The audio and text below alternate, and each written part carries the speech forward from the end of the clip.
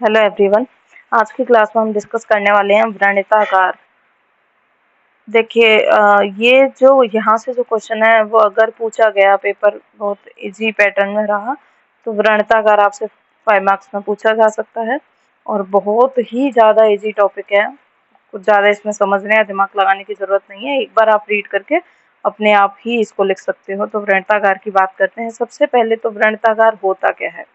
व्रणिताकार वो होता है जैसे कि आजकल जैसे कि सर्जरी हो गई तो आफ्टर सर्जरी जो पोस्ट ऑपरेटिव केयर के लिए जो रोगी है उसको जिस रूम में रखा जाएगा उसको हम व्रणितागार कहते हैं। तो व्रणितोपासना क्या होता है? जिस व्यक्ति में व्रण का निर्माण हुआ है उसकी शुश्रूषा करने की क्रिया को व्रणितोपासना कहते हैं, यानी कि उसकी जैसे देखभाल की जाती है, जैसे चिकित्सा की जाती है, उस विधि को हम व्रणितोपासना कहते हैं। इसमें अब व्रणितोपासना के अंदर ही ग्रह यानी कि किस घर में रखा जाएगा, कैसे बिस्तर पर सुलाया जाएगा, बिठाया जाएगा तो कैसे आसन पर बिठाया जाएगा, इन सब वस्तुओं का समावेश रहता है। तो व्रणितोपासना के अंदर किस तरह के घर में जहाँ झरोके होंगे या नहीं होंगे, ठीक है, और कितनी उसमें विंडो और किस तरफ उसकी सैया बिछी होगी, उसका मुख किधर होगा, वो सारी चीजें जो आती हैं वो व्रणितोपासना के अंदर आती हैं। व्रणितोपासना आचारिक विधि क्या होती है कि जो भी व्रणी पुरुष है सबसे पहले आपको क्या करना है, उसको कुछ एडवाइस देनी है कि आपको पहली बात तो दिन में नहीं सोना है। क्यों नहीं सोना है? क्योंकि जैसे ही वो दिन में सोएगा तो दिन में सोने से व्रण के अंदर क्लेद बढ़ेगा, क्लेद बढ़ेगा तो उसमें कंडू होगी, शरीर के अंदर गुरुता जड़ता रहेगी, व्रण में इन्फ्लामेशन हो जाएगा, वेदना होगा, लालिमा और अति मात्रा में वहां से सिक्रीशन होगा।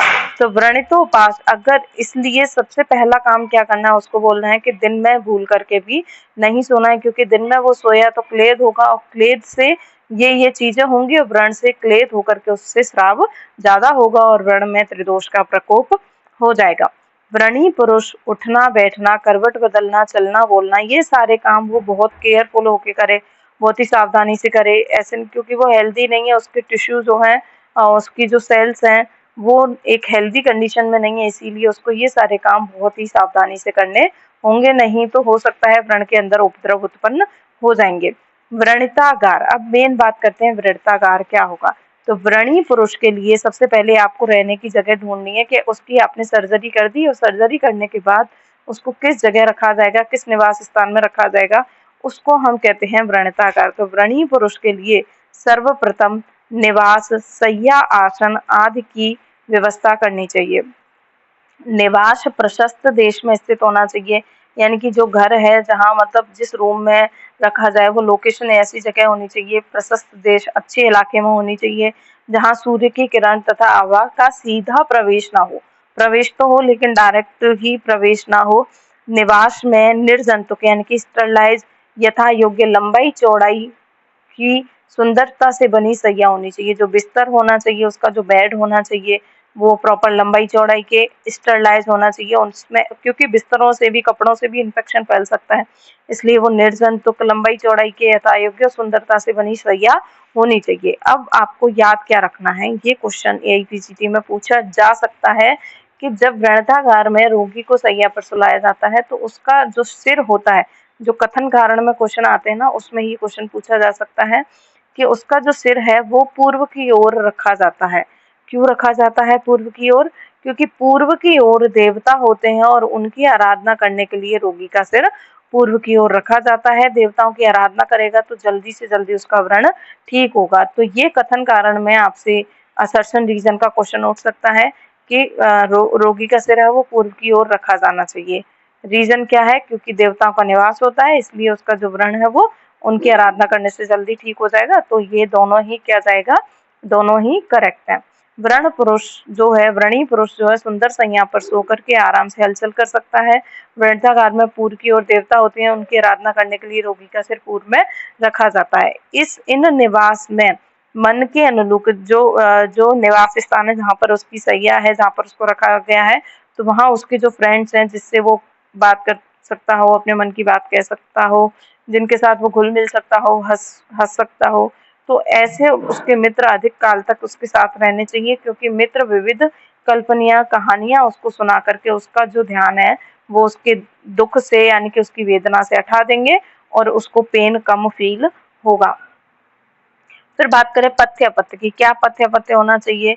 तो सबसे पहले अपत्य देखते हैं कि व्रणी पुरुष को पहले तो नवीन धान्य का सेवन नहीं करना है, क्योंकि सब क्लेद बढ़ाएगा व्रण के अंदर, जैसे कि उड़द है, तिल है, मटर है, कुलथ है।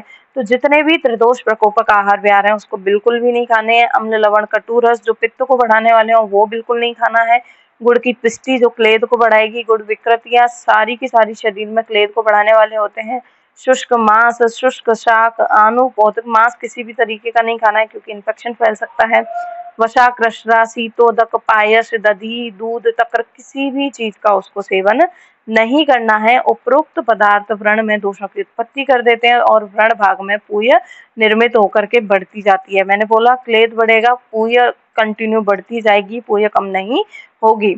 व्रणी पुरुष अगर मद्यपान करने वाला है तो उसको मैरे, अरिष्ट, सीधु, सुरा तथा अन्य किसी प्रकार के मद्य का परित्याग कर देना चाहिए। किसी भी तरीके की वो लेता हो सब कुछ उसको छोड़ देना चाहिए, क्योंकि मद्य जो होती है वो अम्ल रस युक्त होती है, तीक्ष्ण होती है, उष्ण होती है, आशुकारी स्वभाव वाली होती है, जिससे ये व्रण को क्या कर देगी, दूषित करके उसमें शीघ्र ही पूय का निर्माण कर देगी। तो न तो मद्य का सेवन करना है, ना ही इनमें से किसी भी तरीके अपत्य आहार का सेवन उसको करना है। फिर आता है अपत्य विहार। तो वात में, आतप में, धूल, धुआं, जिन जिन चीजों से इन्फेक्शन फैल सकता हो या जिन जिन चीजों से वुंड की हीलिंग डिले हो, वो कोई भी काम उसको नहीं करना है। ज्यादा खाना नहीं खाना है, बुरी बातें नहीं सुननी है। ईर्ष्या, क्रोध, इससे मानसिक दोष दूषित होंगे तो ये काम नहीं करने हैं। रात्रि जागरण नहीं करना, दिवा स्वप्न नहीं करना, विषमासन नहीं करना, आद्यशन नहीं करना, मक्खी आदियों से व्रण का संरक्षण उसको करना चाहिए। उपरोक्त कारणों से व्रणी पुरुष जो होता है वो दुखी हो जाता है। इसके कारण मांस रक्त का उसके अंदर क्षय हो जाता है और जो भी वो भोजन करेगा वो जीर्ण नहीं हो पाएगा, इसीलिए उसके अंदर बल की वृद्धि नहीं हो पाएगी और व्रण में शोफ, वेदना, रक्तस्राव, दाह, पाक आदि लक्षण देखने को मिलेंगे। इसीलिए न तो अपत्य आहार का उसको सेवन करना है, ना ही व्रण पुरुष को अपत्य विहार करना चाहिए। तो फिर पथ्य क्या है, पथ्याहार बता देते हैं। पुराणशाली ये क्लेद को नहीं बढ़ाएंगे।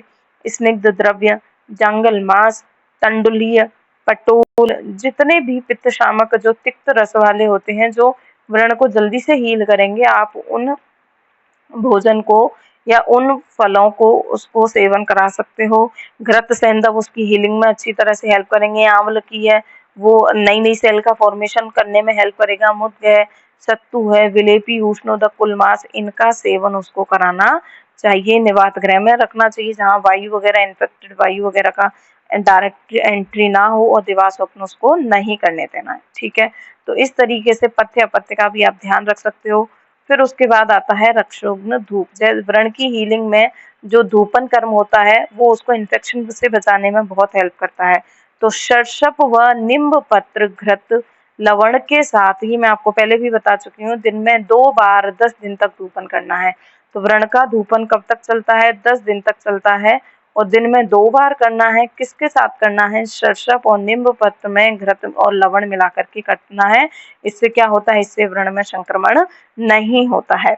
अगर मान लो आपको व्रण का शोधन करना है तो आप कौन कौन से क्वाथ से प्रक्षालन करा के उसका शोधन कर सकते हो। तो आरग बदादी कसाय से प्रक्षालन करा सकते हो। अति दुष्ट व्रण में शोधन के लिए कल्क का ही प्रयोग कर सकते हैं। पित्त दोष से प्रधान जो व्रण है उसमें पित्त शामक घृत, काशीशादी घृत, कारपास घृत का प्रयोग कर सकते हैं। उत्सन्न मांस वाले जो व्रण है उसमें सरसप तेल और तिल तेल से शोधन कर सकते हैं। व्रण शोधन के बाद शुद्ध रोपण अवस्था में रोपण द्रव्य का प्रयोग हमें करना चाहिए। जैसे ही व्रण का शोधन हो गया है पूरी तरीके से, तो फिर आप व्रण की हीलिंग के लिए रोपण द्रव्यों का यूज कर सकते हो। पित्तज, रक्तज और आगंतुज व विषज व्रण में रोपण घृत का आपको प्रयोग करना है। दुर्गंधित युक्त व्रण में रोपण कार्य के लिए मधु युक्त तिल कल्क का रोपण में बेस्ट होता है। मधु युक्त तिल कल्क का हमें यूज करना चाहिए। फिर आता है तिल कल्क जो है वो दोष के अकॉर्डिंग कैसे प्रयोग करना चाहिए। तो अगर हम तिल कल्क को मधुर, उष्ण, स्निग्ध, जो तिल कल्क है उस वो मधुर होता है, उष्ण और स्निग्ध होने के कारण ये वात शामक है। तिल जो होता है रस में कसाय, मधुर और तिक्त तीनों रस होने के कारण ये पित्त शामक भी है। तिल जो है उष्ण, कसाय और तिक्त होने से कफ शामक भी है। तो अल्टीमेटली ये त्रिदोष का क्या करता है, शमन करता है। फिर उसके बाद शोधन व रोपण द्रव्यों के साथ तिल कल का प्रयोग करके शोधन और रोपण दोनों कार्य करता है। तो यानी कि तिल कल का अगर व्रण पर प्रयोग किया जाता है तो व्रण का शोधन तो करता ही, साथ साथ उसका रोपण भी करेगा। व्रण की रोपण चिकित्सा में और शोधन रोपण चिकित्सा में आप जात्यादि घृत का, करंजादि घृत का, कर्पूरादि घृत और शतदोत घृत का भी यूज कर सकते हो। ठीक है, तो ये व्रणतागार और व्रणितोपासना आपका टॉपिक जो है वो कंप्लीट होता है।